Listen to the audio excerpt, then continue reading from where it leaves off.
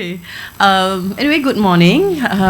Today we are at this is breakout session 5, which is a specialist track, and we are here to discuss ideas to commercialization. I am Fazila, I'm your moderator. Some of you may know me from my days in SME Corporation, but currently I'm a consultant and my main area of interest is SME development and entrepreneurship. I'm also an active EXCO member in the National Women Entrepreneurs Association. So let me introduce you to our panel of speakers. In fact, you're all very lucky because we have excellent domain experts, right? So I hope you will use this opportunity to find out more about how do you take your ideas to commercialization. Start thinking of questions that you would like to ask them, because this is a golden opportunity. Don't waste it. Let me first start with the gentleman on my right, which is Dr. Hidero Niioka. I'm calling him Hidi because he's asked me to do that. I have his express permission. So Dr. Hidi is the IP Nexus founder. He was born in Japan and grew up in Germany, where he obtained his PhD, lectured IP law at the Max Planck Institute for Innovation and Competition. He graduated from Stanford Law School and has worked as an IP litigator, as an investment banker in technology, media, and telecommunications. Very impressive. He drew on his dual experience in IP law and investment banking to develop IP Nexus, which is a unique marketplace solution in the innovation and intellectual property space. Okay, the next speaker, lady here, this is Srividya Gopalakrishnan. She is the Managing Director of American Appraisal Singapore. American Appraisal is a division of Duff & Phelps, the largest independent valuation advisory firm globally. And I will emphasize the word globally, because she will present the global perspective. Yes, Srividya has over 18 years experience in valuations, M&A, corporate finance, management consulting, and she has valued IP assets such as patents, trademarks, the whole lot, across industry segments. And she is an empaneled IP valuer with the Intellectual Property Office of Singapore. Okay, next we have a handsome gentleman looking like a Hindustan rock star there. Mohan K. He is a registered patent, trademark, and industrial design agent in Malaysia and Singapore with 19 years of experience. He plunged into the field of IP after completing his degree from the Nottingham Trent University, UK, and trained at some of the largest intellectual property firms in Malaysia and Singapore, which includes Ella Chong, Miranda and Sprucens, and Sean Delamore. His philosophy is to provide clients with a one-stop center that offers practical solutions at an affordable price. And he was chosen as the best patent agent by MyIPO in 2012. And this is the first and only award given by MyIPO thus far, right?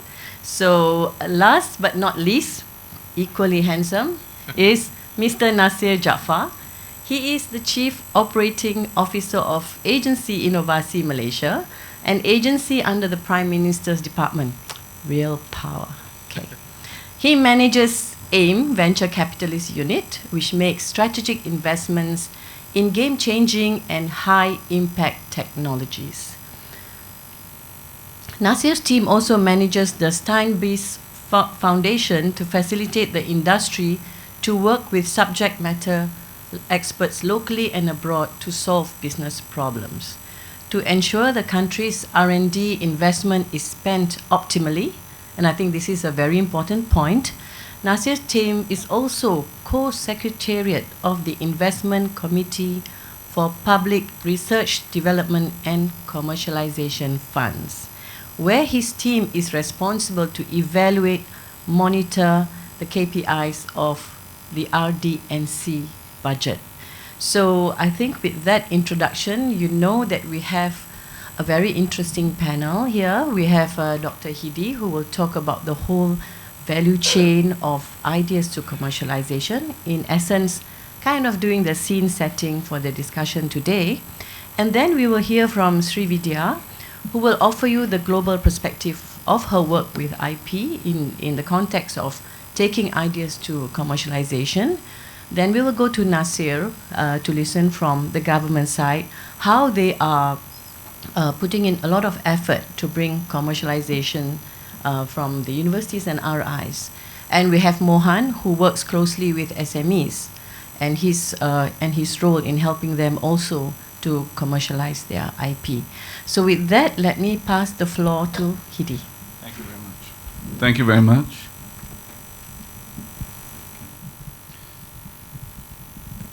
Thank you, everyone, for giving me the opportunity, especially my IPO and Startup Malaysia. It's an honor to be here.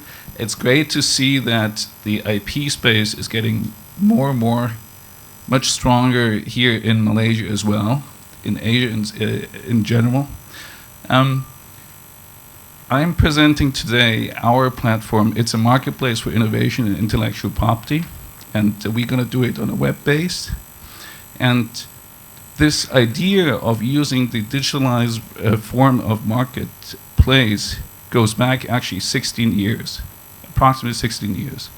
The former USPTO commissioner, he came up with this kind of idea as well. But unfortunately, you know, this transaction in the eBay form or Rakuten, Amazon form doesn't work because IP is individually different. So we come up with a different approach, and I'd like to present to you today. So we are a marketplace for innovation and intellectual property. Our vision is to encourage innovation and to make the global transfer of technology happen. The problem we are solving is for inventor startups, SMEs, universities and corporation, is they all come with the similar kinds of question. How can I protect my business? How can I protect my invention? Without protecting my invention or business, I wouldn't get any funding from angels or VCs. I can speak out of my own experience. We pitched to 420 people, institutional investors, angels, and so on. They all ask about IP. And everybody believes I can make out of one patent $1 million US, referring to the transaction Motorola Mobility and Google. And people ask, where shall I go? Shall I go to a patent office? Patent offices, they don't give you a direct answer, you know, with how to monetize my IP. They can tell you how to protect, but they don't give you the direct guidance to monetization. Shall I go to lawyers? Shall I go to patent attorneys? Or where shall I go? You don't get the direct answers, and most of the people, IP owners, they don't have the money. So on the other hand, for lawyers, patent attorneys, experts like yourself, and business strategy consultants, these are all stakeholders within this IP ecosystem. For them, the problem is, how do I get new clients? How can I market myself globally? How can I offer my services? So our solution is to create a vertical to LinkedIn.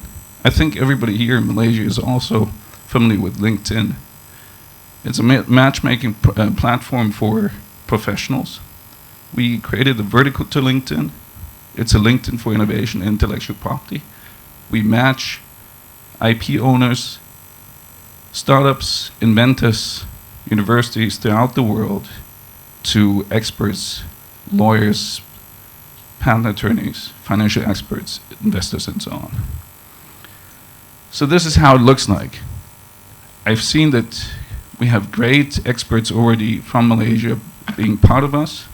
As of today, we have close to 2,500 experts joining our platform because it's free. And there are like 70 people from 70 different countries and from law firms such as Skadden Arps, you know, MoFo, really great law firms. business strategy consulting firms such as BCG, Bain, McKinsey, investment bankers from Goldman or Deutsche Bank, because these are all people who contribute to the IP transaction. Because a lawyer alone would not be able to figure out how to find a client. And this Ask an Expert is another feature on our platform where students, inventors, university people, even corporations, they can ask for free directly questions to these professionals who are signed up on our platform. Because if you go to Google, if you're a student and you want to know, you want to establish your company, you want to register a trademark, or you want whether I need to patent my invention, where would you go? You would go to Google or to Yahoo and put in your question into the search engine. But you wouldn't be able to receive your answer answered, direct answer. You wouldn't receive direct answers. You would get all sets of results. You want a tailored, immediate answer to your question. So this is where we come in. You just post a question, you would get answers on real time.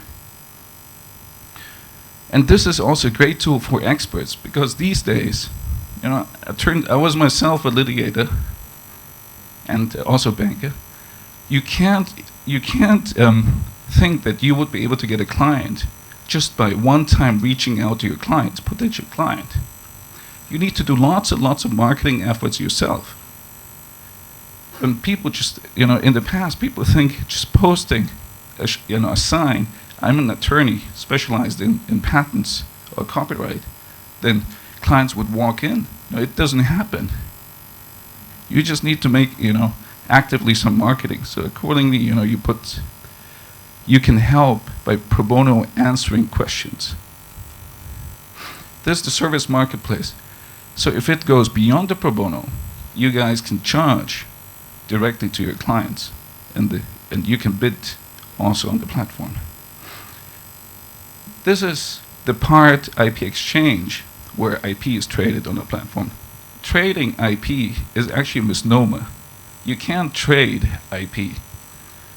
Trading refers to exchanging hands of assets which are homogeneous, such as stocks, options, commodities.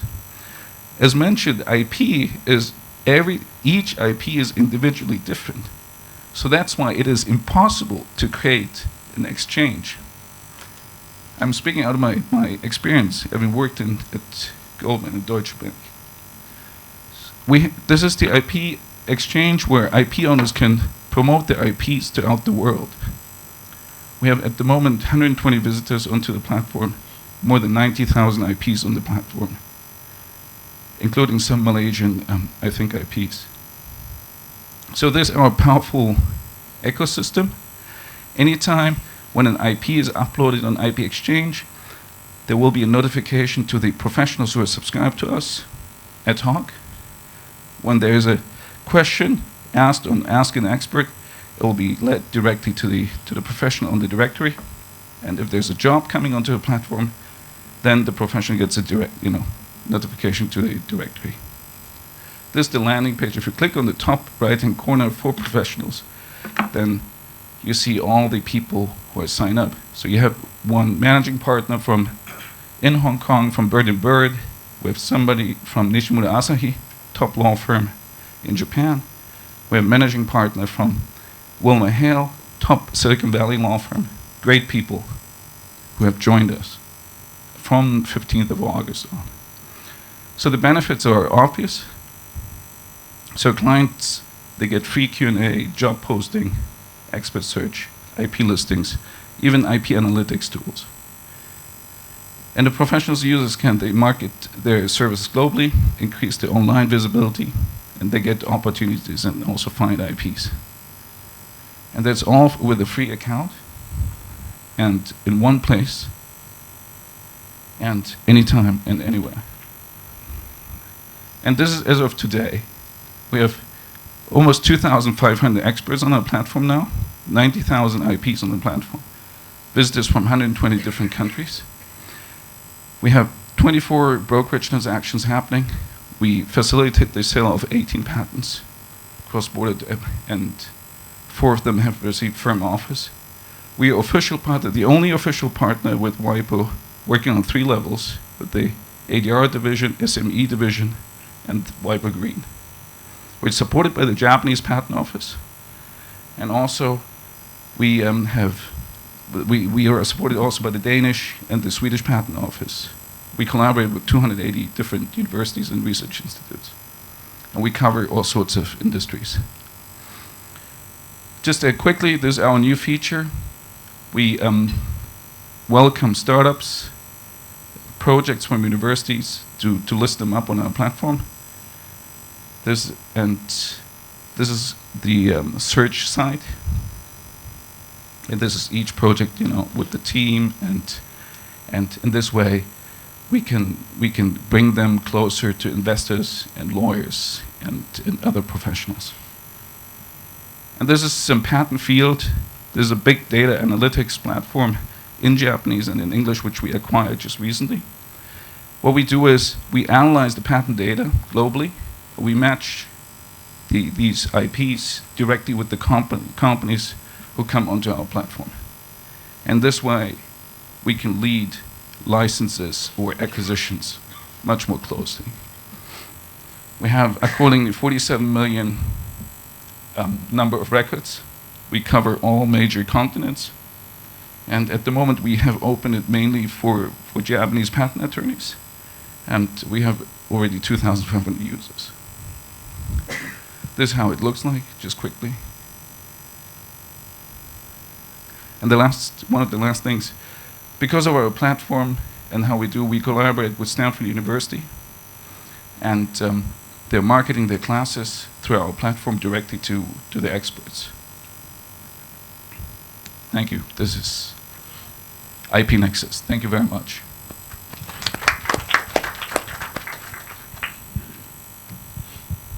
Thank you, Hidi. So let me go on to Srividya.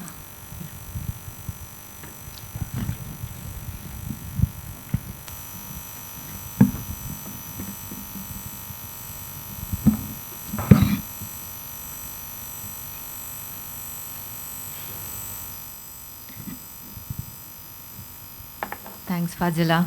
Good morning, everyone. They're just connecting my presentation.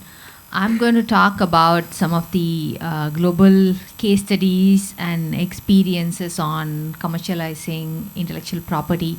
When we say ideas to commercialization, there are 2 parts actually. One is ideas to IP, and then IP to commercialization. I'm not going to cover ideas to IP. Assuming that the IP is already done and in place, there are ways and means to commercialize and take it to the next stage to monetize and get the most out of these IPs. So earlier, when we say commercialization in the past, a lot of it meant licensing. But nowadays, other than licensing, there are many other opportunities in which IP can be commercialized. And some of these include financing, monetization, acquisition, tax planning, claiming against infringement, and there are many more opportunities as well. I'm just going to cover some global case studies on some of these aspects. There are many more. For example, I don't have too many examples of how IPs have been used to raise venture funding in the Silicon Valley and things like that. So it's a never-ending topic. I've decided that I will stick to these 5 ways and means of commercializing IP. The first one is securitization. Let's look at some of the transactions which have happened, and we'll try to look at people we know, we can relate to, who have done these kind of transactions rather than some obscure companies. The first one is a well-known brand, which is the Disney.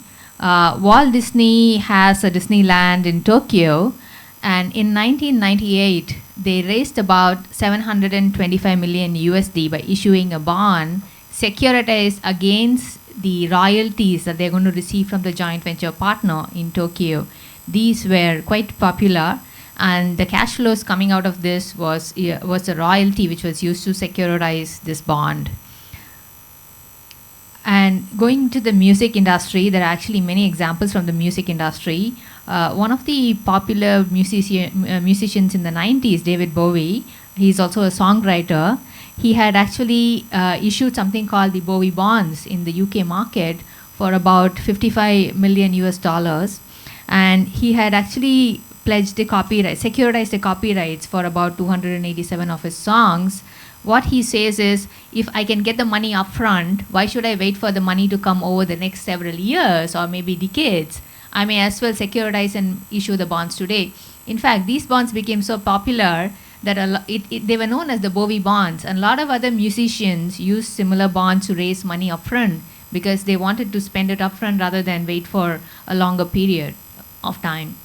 And many of the brands that we know quite well, be it Paramount, DreamWorks, Calvin Klein, Guess, Bernstein Distillers, they all used either their copyrights, their trademarks, or their patents to go in for securitization transaction in the last 25 years. And the range of the securitization was starting from about a few $1 million to $1 billion+.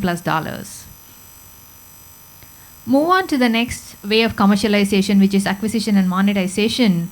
Companies no longer look at IPs as either a protection mechanism or something that they're going to use in their operations. They are looking at it a lot more strategically. They are building IPs, they're acquiring IPs, they're going to monetize these IPs, they sell these IPs which they don't want to use if it's going to be of better value by just selling them. Some transactions here. We all know Michael Jackson, but not all of us might know that he was the owner of 200 songs written by the Beatles, sung by the Beatles. He acquired this copyright in 1985 for about 47.5 million US dollar. 10 years from then, Sony actually went to him, acquired these rights, housed them in a joint venture company, gave him $95 million and gave him a 50% stake in the company. So net in the 10 years period, he managed to quadruple his investment value. And 6 years after that, he used this money as collateral to raise a loan from Bank of America for 380 million US dollars. Even if we take a loan to value ratio of just 1 time, he has actually made 8 times money. And typically the loan to value is much less, in which case he would have made at least 10 to 12 times his initial investment as return. Moving to the tech sector, a tech company called InterDigital, they did a transaction with Intel in June 2012 where they sold 1,700 patents and patent applications for US $375 million. They, in their own words, they say that their strategy is to expand the monetization of their intellectual property, make money out of it, rather than use it as a protective mechanism or for their own operations. The next way to commercialize is tax planning. Even though a lot of times we think tax planning is going to give minimal benefit, sometimes the benefits can be quite substantial.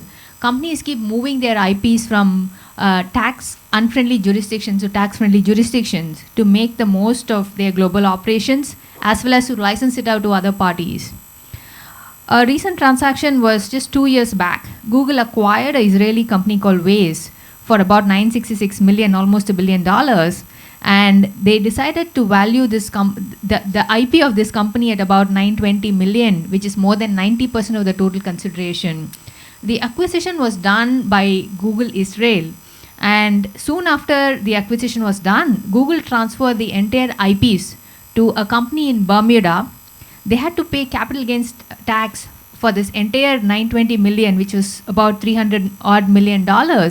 But they were willing to still shell out that kind of money because what they felt was after they moved their IP to Bermuda, the money that they're going to make in the long run by saving on tax is much more superior to the money that they have to shell upfront. If you see, a lot of global companies are doing this kind of transaction. In fact, I have worked on certain transactions where global companies have sold their trademarks for certain countries to their own group companies to get money out of the group companies, especially when the group companies are cash rich, making a lot of money, but it's more difficult to send dividends out from those countries because of certain regulations. They try to use innovative tax mechanisms from their IP assets to get money out of them. Litigation and infringement, we are seeing a lot more of them. A lot of these case studies are actually more on the Western market. But having said that, we in Asia are trying to learn a lot more on the IP front from the Western market. There are some Asian case studies as well, but there are a lot of things which we can take a leaf out of their book to understand how IP can be commercialized based on what they've done in the last 25 years. The famous case Apple versus Samsung, there have been many litigation disputes going on there, but one of the cases which all of us might have been following was just in 2012 when Apple was awarded over $1 billion. Samsung was asked to pay them for infringement of their intellectual property. This was in the US courts. Of course, depending on the time, the cases, as well as the jurisdictions, sometimes Apple has an upper hand and sometimes Samsung has an upper hand here. Going back to the music industry, it's always interesting to talk about some music and songs. A famous song called Ice Ice Baby, people in the 90s would know that, by the troupe called Vanilla Ice. We all know it as Vanilla Ice's song, but apparently it was not. It was originally a song in the 80s by Queen and David Bowie. They went to court. Of course, it was not a bad battle which was fought in the court. Instead, they decided to go in for an out-of-court settlement for an undisclosed but a very high amount. IP financing, everybody is talking about IP financing. MIPO has an IP financing scheme. Singapore has an IP financing scheme. We just heard, Bank of China, Beijing talk about IP financing and things like that. This is something which is picking up very well even in Asia. A case study in Asia, this is something I had worked on personally. There was a leading F&B company in Asia which acquired a fairly premium F&B company in the UK. This was a $600 million pound deal, of which a substantial part was the IPs, which was the brands and the trademarks, because it is the FMCG industry we are talking about. This deal was completely debt funded, and the assets of the acquired company was offered as collateral for raising this bank loan. About 25% of the bank loan was collateralized by trademarks. About 200 brands of this company. The top 10 were very, very popular in the UK market as well as in the European market. These were used as collateral, along with various other stock in trade and fixed assets and things like that. This deal was again refinanced a couple of years back, and some of the Southeast Asian banks have been part of this refinancing, and they've actually lent again with these trademarks as collateral. We are talking about the 90s and the 2000s to talk about IP and monetization. But if you go back 100 years, in 1880, more than 100 years actually, Thomas Edison used his patent for the incandescent light bulb to raise money to finance the startup which was called General Electric, which is a big company right now, big group right now. And it is also more common in the recent past to see IP being bundled with other assets. The transaction I just showed you in F&B was something similar. And there are other transactions like Levi Strauss, which raised a $850 million loan by giving its trademarks and accounts receivable as well as a stock in trade, goods and inventory as collateral for that loan. We know about the MIPO scheme. I don't know if that's been covered in any of the sessions. MIPO has an IP financing scheme to lend against patents, copyrights, trademarks, and various assets, which has been fairly successful. Similarly, the IP Office of Singapore has a scheme primarily for granted patents. This is becoming quite popular as well in this market. In terms of the slides, this is all I have. What I want to say is, in the 60s, IPs formed about 15% of the total value of assets of global companies, but today it is gone up to 85%. It is becoming a significant part of the asset class, and it needs to be recognized by financiers, by banks, and the entire stakeholder community as an asset class which has got a value. And there are ways and means of commercializing these IPs, which is something companies are looking at very proactively. And this is something that SMEs can learn from them and make use of in the future as well. Happy to take any questions now or maybe towards the end. Otherwise, I'll pass on the mic to my colleague. Thank you.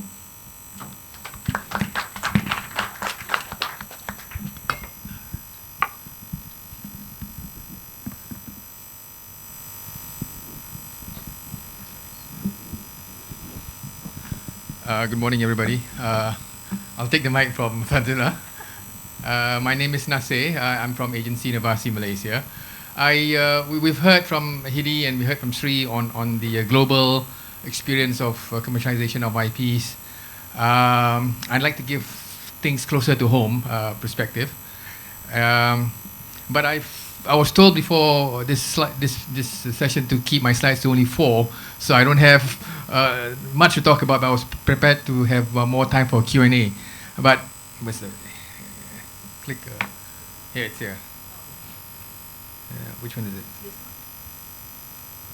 Okay, so as I mentioned, I'm from Agensi Inovasi, Malaysia. We are an agency under the Prime Minister's Department, created in December of 2010, with 2 primary mandates. One is to develop the ecosystem for innovation, and equally important is to develop and create new wealth for the country. Fundamentally, these are the 6 initiatives we are working on, but for today, we'll be focusing more on what we do to catalyze commercialization. But very briefly, innovation starts from the very early stages. Therefore, we start with our children in developing the thinking culture, and then we move on to what's the flavor of the day these days. It's innovation for society and by society, coming up with a new method of raising funds to help finance social work. Relevant to today's topic is to facilitate industry academic collaboration. That's because that's where ideas get sparked and then gets translated into business. The 4th element is to transform strategic sectors. Perhaps not quite relevant here, but this is where we're trying to find the next industry that's going to protect Malaysia or propel Malaysia to greater heights. We've depended our growth on agriculture, manufacturing, but there's going to be some disruptive technology that's going to wipe out what we are currently doing now. We need to find something that's going to help us move ahead. The 5th, innovating organizations, is again trying to get our companies, be it SMEs or the large corporations, to think and breathe innovation from everything that they do, from services, product, so that we can compete with the global partners. And again, for today's discussion, it's to catalyze commercialization. We've got 3 main tasks that we are doing. As Fazila mentioned just now, we've got one that looks after the research, development, and commercialization funds in this country. We've now got 15 ministries that gives out funds for R&D and commercializations. In the past, they've done that in silo.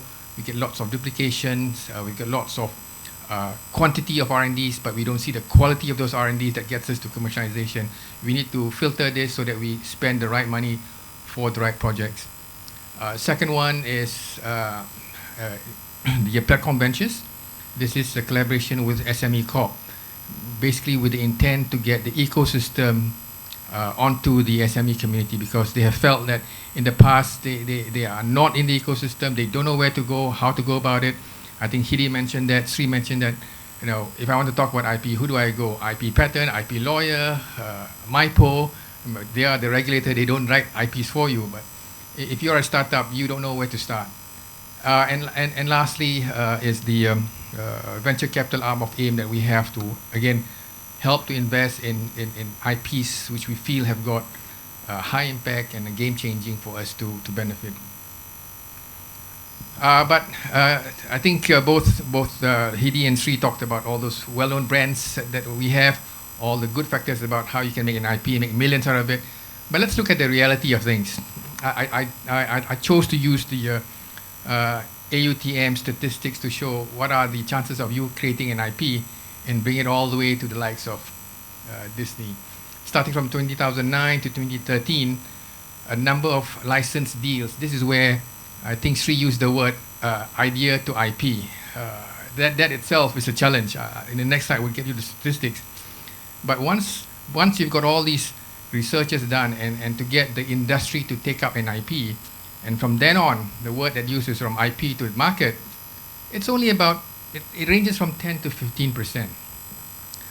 But here's where the interesting bit comes in. This horseshoe shape, what are the chances an idea will be commercialized? From the time somebody comes up with an idea and it hits the licensing space, what we've seen in the US, it's only about 3 to 5%. So for every 100 IPs that somebody files, only 3 to 5 will get an interest from the market. For the university, that's their definition of commercialization. I've done my part, I've met my KPI, let's move on to the next thing. But for the businessman, that's where the nightmare begins. That's where he's got to collaborate, get market feedback, perhaps add 2 or 3 more IPs before a finished product is made, before it goes all the way up to deployment and productization, as I call it. But if you look at the US experience, it's only, from that 3 to 5 products, only 10 to 15%. So in essence, you can say one out of every 100 IP will see the light of day. And why is that so? Because in every stage of those idea to research, disclosure, and protection, I think my 2 prior colleagues have already mentioned the challenges in every of those stages. You will have issues on funding. I think we heard Sri mention about how you can monetize and securitize IP. I think that's very interesting. Sri, I was with Bank of America for 22 years. I never knew they securitized the Michael Jackson's deal. I wish they can do that here in Malaysia. And then you've got incubation facilities, you need mentoring, you need testing facilities.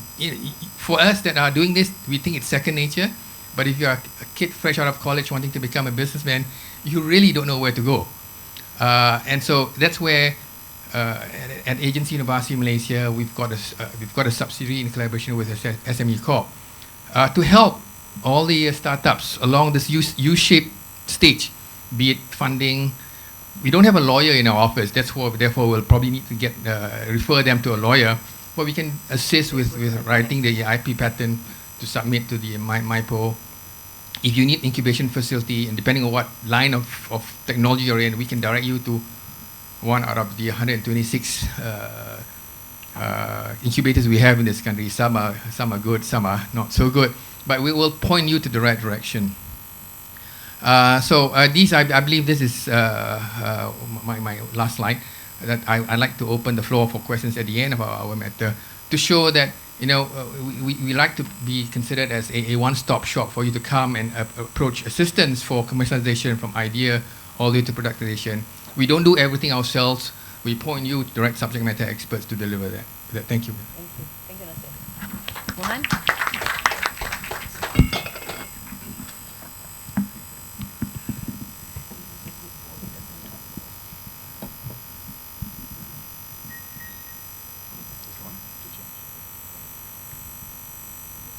Good morning, everyone.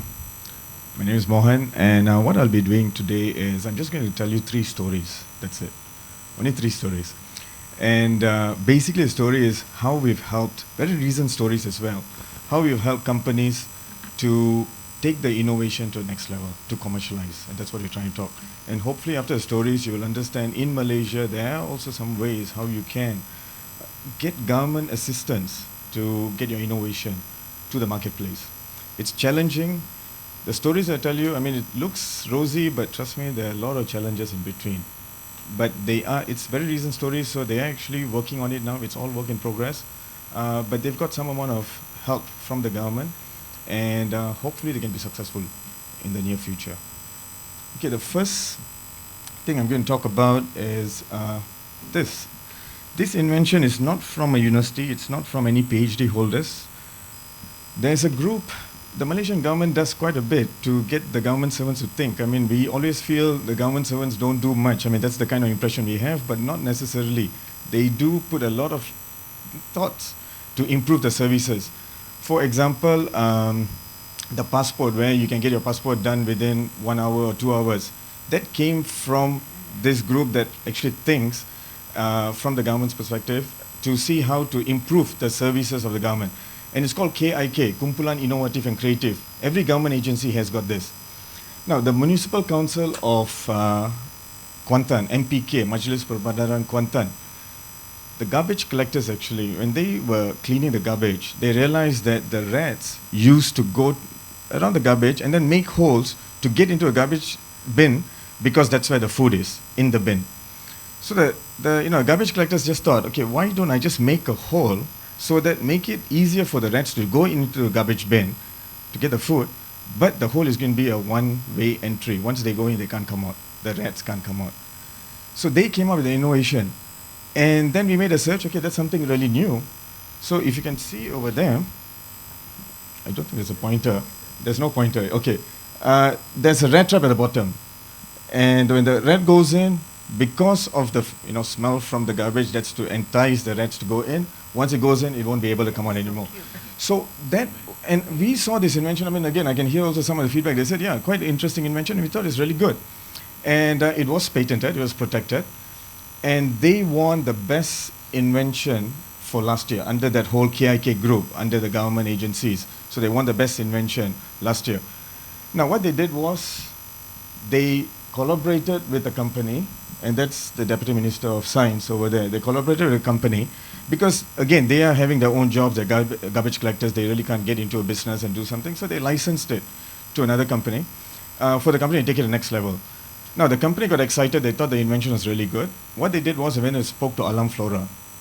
Alam Flora is in charge of collecting the garbage. Now, Alam Flora gave a very good explanation why the invention looks good, but it's not so practical. And they gave a very good explanation. It's not because the contract belongs to a big politician and it's, there's no corrupt practices over there. They said they have a machine. The way they collect it is they have the truck going there, and the truck will tilt the bin when to unload the garbage. Now, when they tilt the bin, one thing, the rat is at the back, at the bottom. When you move the rats like that, they'll get into some trauma. You'll have PETA and all coming in and saying the rats are going through some trauma, so that's hurting the rats. You can't. No, but on a serious note, not only that, but on a serious note, the urine will actually pour. Because the rats are still there and there's urine, the urine will pour down, and the urine is what is dangerous. So when the urine goes to the ground and anyone touches the urine, even if a cat touches the urine, it can be hazardous to health. So then they said, okay, in order to solve the problem, then you need to clean it first before we can take the garbage out. If you're going to clean it first, it's at the bottom. You need to take the garbage out and then clean it at the bottom. So then they said, okay, we can have a cartridge. So they were trying to solve the problem, but they could not really get a solution. So good invention, but it could not go to the next level because it was not so practical. But they didn't stop there. What they did was, the company, they went to MOSTI, and they asked MOSTI for a fund, a very small fund, nothing much. They got about 350,000, and that's a letter from MOSTI awarding them. So what they said was, the invention is still good. Yes, it can't be used by Alam Flora, but what about houses? You can also use it in houses, because now, instead of just having a garbage bin, if you make it a bit smaller, it was very big first, make it a bit smaller, get a new design. Instead of just having a garbage bin in the house, why don't you have a garbage bin with a rat trap, 2-in-1, and the price of the garbage bin with a rat trap and a garbage bin is the same.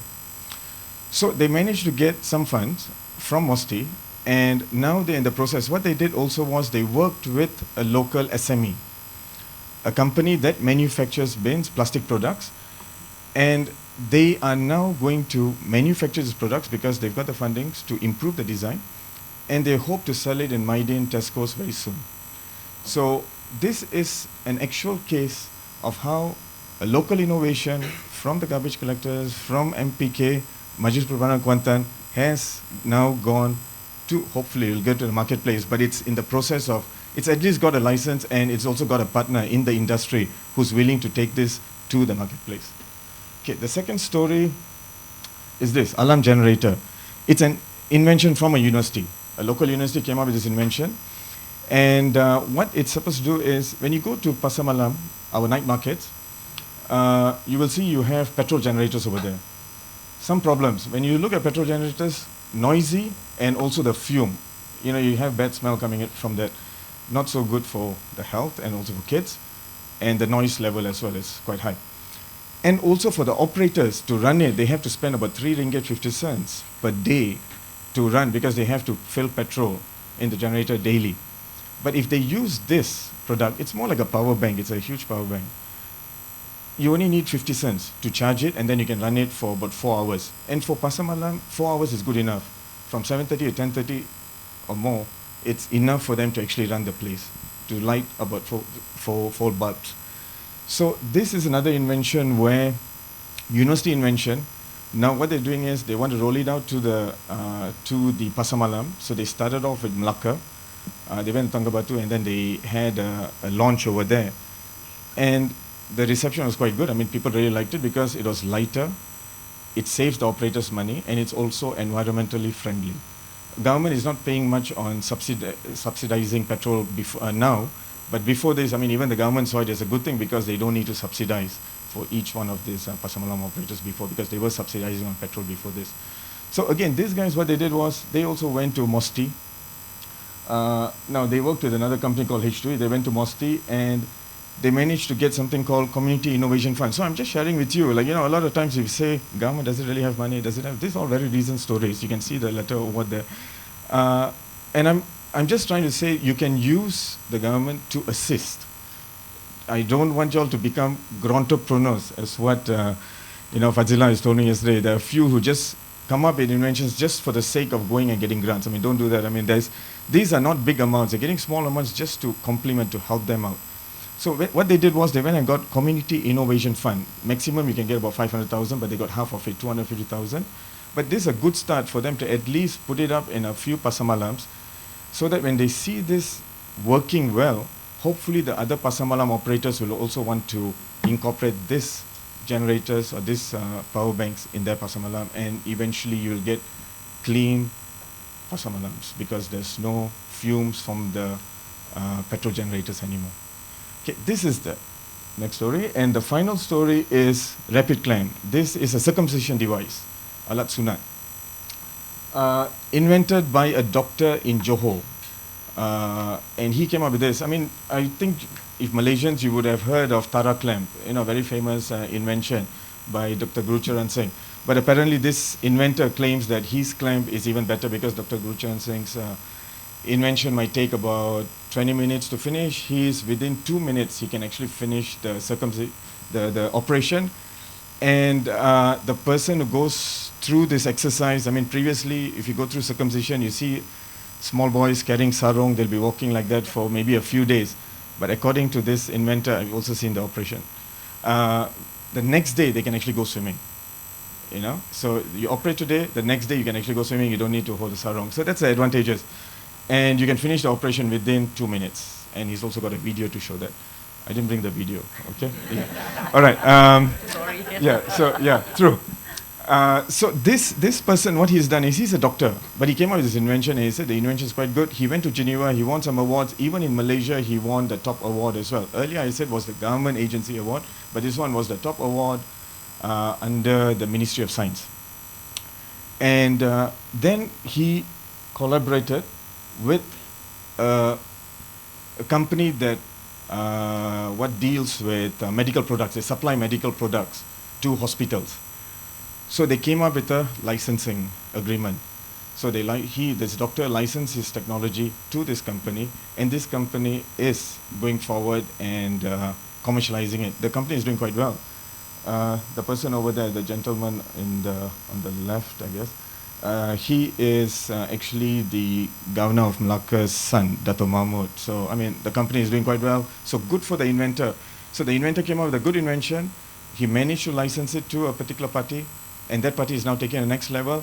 And again, they also managed to get a fund from the ministry. They got quite high. They got about 2-point-something million commercialization fund. So that is going to help them. But you see, again, as I said, the funds are just complementing. It's not for the purpose of funds that this was done. There is actually a true business, and the inventions are quite good. So I'm just sharing these stories with you because if you feel a bit down, you think it's going to be very difficult, there are ways. There are ways to actually move, and you don't really need to take out too much of your money as well. There are some amount of help, but your invention has to be new.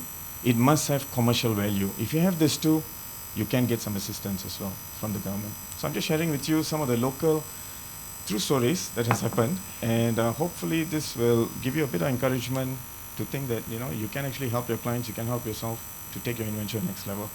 Okay, and we'll be happy to take your questions after this. Thank you. Thank you, Mohan. Right. Thank you to all the speakers. I think you have laid the ground for hopefully an interesting Q&A session from the audience.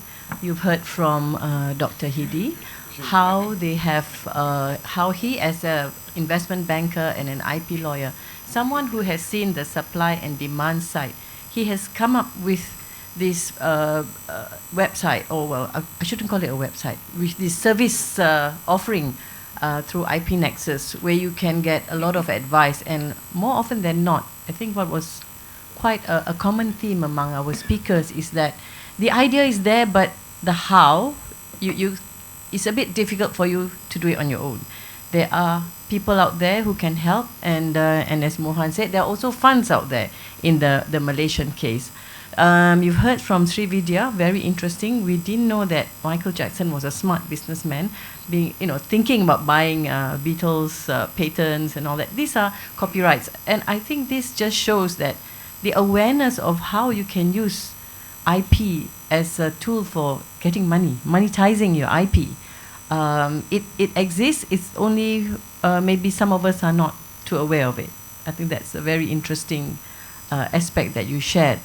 Of course, Naser, I think he's doing a great job with AIM, looking to the treasures that are in the Malaysian universities and RIs, and really trying to make sure that we are able to do the wealth creation that the government has always asked for.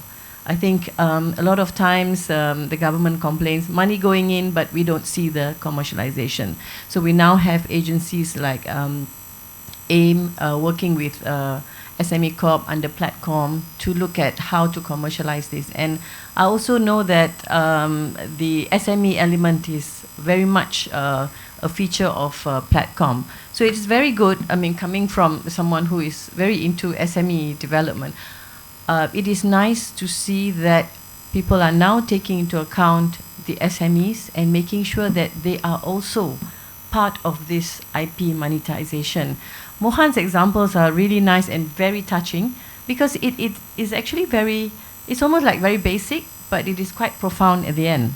So with that, I would like to, maybe among the panels, do you have any burning questions to ask your fellow panelists, or would you like to just open it to the floor? Okay, ladies and gentlemen, please ask your questions. We haven't got that much time, but so make the question count, short, brief, and so that we can have the panelists to take the question. Please identify yourself.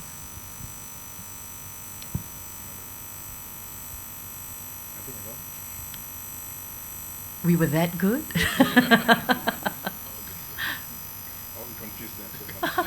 We were that good, or you're all too confused? But your own experiences, I mean, have you got any? You want to share something? You can share, or any difficulties that you've had, I have a question for Hidi. Can I just Yes, go ahead? carry on. Okay. It was nice to know what you do in your marketplace and the people you bring together and all that. Is there also an option where people can trade in their IPs, buy and sell their IPs? Is that part of your marketplace as well? Yes, thank you for this great question. We started off initially as an IP exchange. It was the minimum viable product. The universities and SMEs, I had a sit down with Edward Jung. We were talking yesterday for a very long time, that actually SMEs are really quite essential, to create lots and lots of inventions, coming up with innovations. And those people don't get the possibility easily to funding, and also for protecting the IP, and also to monetize the IP. That was kind of the idea why I started off with the IP marketplace. I was representing as a litigator and also as a monetization expert a large company called Robert Bosch, which was an auto tool manufacturer in Germany, in Stuttgart.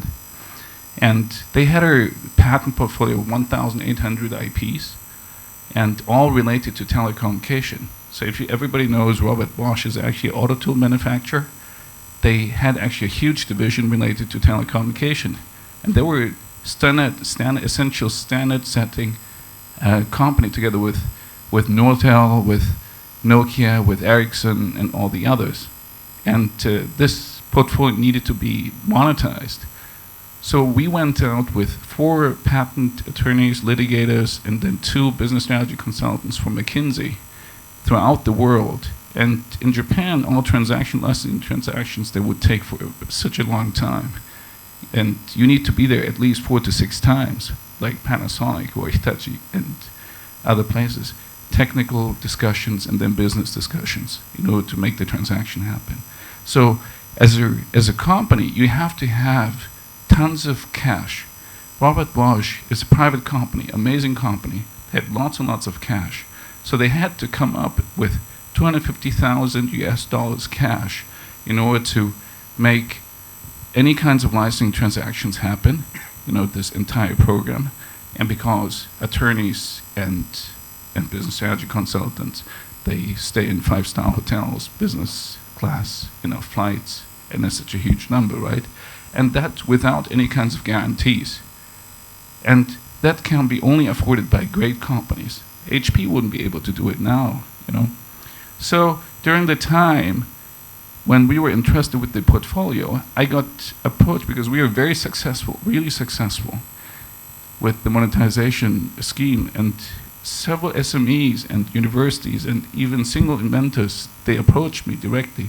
Hey, Hidi, can you help me? How can we do this, make this happen? But my law firm would ask me, hey, you need to get a retainer, or you need to charge this on an hourly fee basis. So there was no option for individual inventors or SMEs or even large corporation with no direct pre-transaction budget. They were coming, they couldn't monetize it. So we came up with the idea and created this IP marketplace, the IP exchange, and we invited as many universities as possible, inventors, SME platforms, and we wanted to stay neutral. We didn't want to become an NPE, non-practicing entity buying all the IPs and going after people. We wanted to be a positive solution for inventors, SMEs, startups, and so on, encourage innovation. So we invited, I started off with a tiny little page and invited, we got 120 IPs, patents onto the platform, and now we are at 90,000, and so we transact on our platform. We get, for example, we have a case, Swiss inventors, they were at Swisscom Mobile, they received as a severance package when they left 148 patents related to mobile telecommunication. Instead of cash, usually as a severance package, serving for your company, you expect you get tons of cash, but instead they got the patents, and you have to pay even the maintenance fees for the patents, and that's a horrendous situation. They had no legal knowledge how to monetize IP. They had no financial resources because all these experts are asking for money. So what they did was they Googled, they found us, and they uploaded the IPs on our platform because it's free, and they got connected to an international broker, and the international broker was, preparing all the claim charts, everything, making the showcased who might be the potential licensee or the buyer, and they got connected to a multi-billion-dollar company, and they were able to sell the IPs for a 6-digit figure. This happened they got the firm offer within 3 to 4 weeks, which was amazing. And this could happen easily throughout the world. It doesn't matter, because IP is the only law. That's why I focused on IP, especially patents, provides the minimum, because of the WTO agreement, the Annex C is TRIPS, and the minimum standards are all the same. That's why you can make this happen. The law provides, is harmonized, and you can make global transactions. So if you guys have any questions, please. Thank you, sir. I can see some hands at the back. So the gentleman in front and then the one behind. My name is Dato Anwar. I'm from Adastra. I'd like to ask a general question to Doctor. I was been watching this Japan channel in CNBC and looking at the innovations that the Japanese are doing are a lot. the Toshiba, the Sonys. But unfortunately, I saw that. Can you explain why now Japan is losing in this commercialization of this new technology, such that like, people like Sony are not at the front stage of this technology? Okay, just general question. Let me take the second and last question from the gentleman right at the back just now. You had your hand up, and then we will answer it.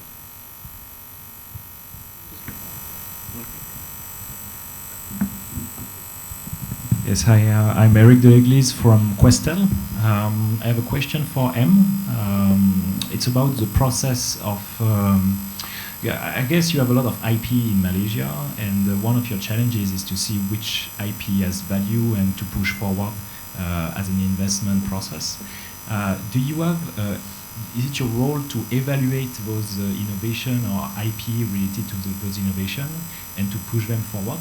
And if it's the case, what is the process? Do you have, do you do the evaluation internally, or do you use third parties to do that? I'll let Hidi, you want to take the first question? Sorry, but I'm not 100% sure whether I understood the question correctly, but you mentioned, the gentleman mentioned that, Sony, Toshiba is losing ground as to commercialization efforts. They are not very successful as to monetization. I'm not sure whether I could take that as such. Yeah. You need to see that the IP business in the United States and in Asia or the rest of the world, actually Europe is a little bit changing, but Asia, I'm excluding Japan for now, is completely a different game.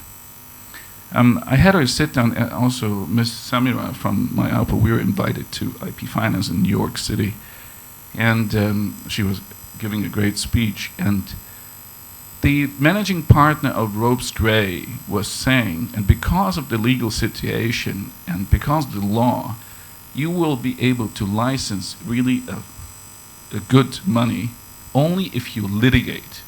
90 to 95% you need to sue, you know, in order to make money in the United States. This is how it's changing. Whereas Japanese people, they don't like to be litigious. You know, they take it everything as much as possible out of court, and they do the so-called wakai, which is settlement. Yeah? And that's why you don't see the transactions being published. It's not a public record as litigations. Toshiba, Sony, all these companies, they have massive patent portfolios. Sony has 57,000 IPs, and they are constantly trying to figure out how to monetize their IP. And as to people were talking about securitization efforts, I was personally involved at Deutsche Bank, and before that in securitization efforts. Patent securitization in general doesn't work because the free cash flow you can't predict. You get, the discount factor you can't predict because patents can be nullified anytime. If you have an invention in Japan or in Malaysia, and it is a great invention, you're generating lots and lots of revenues, one day there is one prior art document popping up in China, in Chinese, or in Nicaragua, in Spanish, but it is related, but it's dated before, then you have no more license or royalties, streams. And accordingly, you don't have to pay anymore. So this is the dilemma you have in comparison to trademarks and copyrights. You see these examples all of the securitization, they're all focused mainly on brands, trademarks, and copyrights, and so on. It's less. The only place where it might work is the pharmaceutical industry. So, coming back to your point, are they losing ground? I don't know. It's a question of numbers.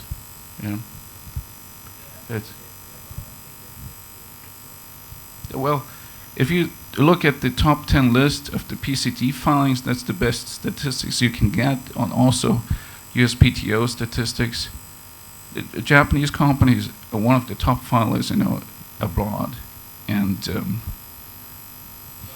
So they're I think still generating enough revenues, but IP is one of the resorts in order to make money, definitely. Naser, can you give a brief 1-minute answer? Yes, it is our responsibility to source IPs, be it from universities or public research institutes, even for individuals who needs assistance to commercialization. We do the evaluation ourselves. We do not outsource to a third party, but we do rely on a lot of professional journals and research tools, Nexus, Thomson Reuters, as a guide to see whether that technology is converging into a real market potential or it's just a novelty which has got no commercial value.